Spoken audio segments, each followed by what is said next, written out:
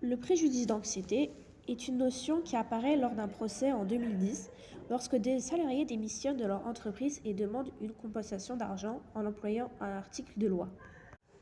16 salariés, dont Monsieur X, démissionnent de leur entreprise nommée Alstom, une société spécialisée dans la fabrication de matériaux fibreux, utilisés pour les isolations de maisons par exemple.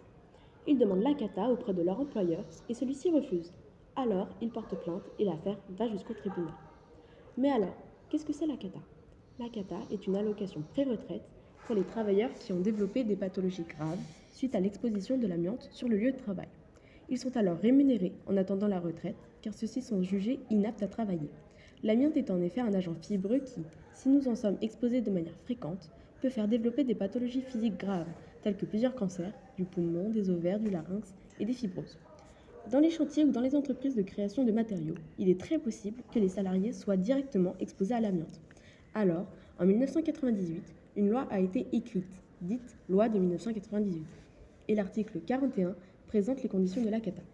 Il stipule que une allocation de cessation anticipée d'activité est versée aux salariés et anciens salariés des établissements de fabrication de matériaux contenant de l'amiante. Mais pour obtenir cette allocation, plusieurs critères doivent être remplis. L'employé qui la demande doit avoir démissionné de son travail, l'entreprise concernée doit être classée amiante, donc doit reconnaître qu'il y a un risque d'exposition à l'amiante, et enfin, le salarié doit donner la preuve qu'il est atteint d'une pathologie physique grave provoquée par cette exposition. Ce qui fait suivre ce cas au tribunal, c'est que les 16 ex-salariés ne remplissaient pas toutes les cases de l'obtention légale de l'allocation. Ils ne présentaient pas de pathologie physique grave, mais ont tout de même demandé la CATA.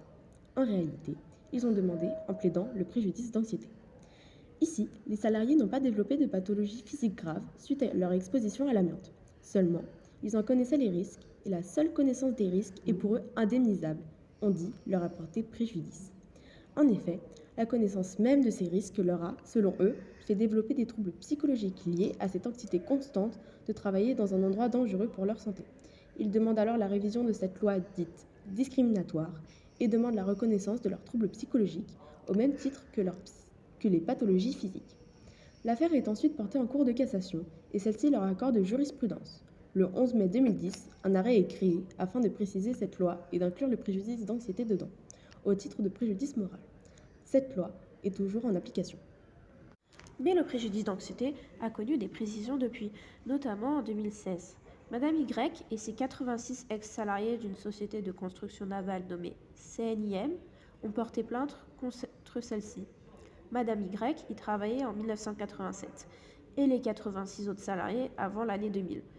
En 2000, l'entreprise a été rachetée et la nouvelle direction a découvert qu'elle utilisait de l'amiante, mais n'a jamais prévenu les employés. Ils sont alors décidés de prévenir les anciens employés, même après qu'ils aient quitté la société.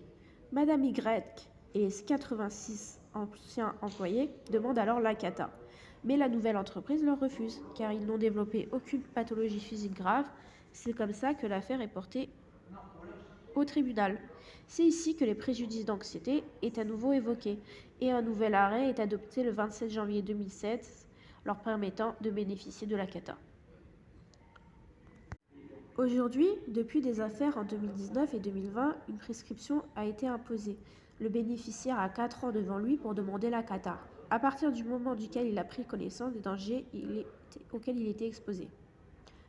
Ainsi, la loi de 1998, après avoir été interprétée, a été précisée suite à une lacune du droit, puis renforcée par des arrêts ministériels.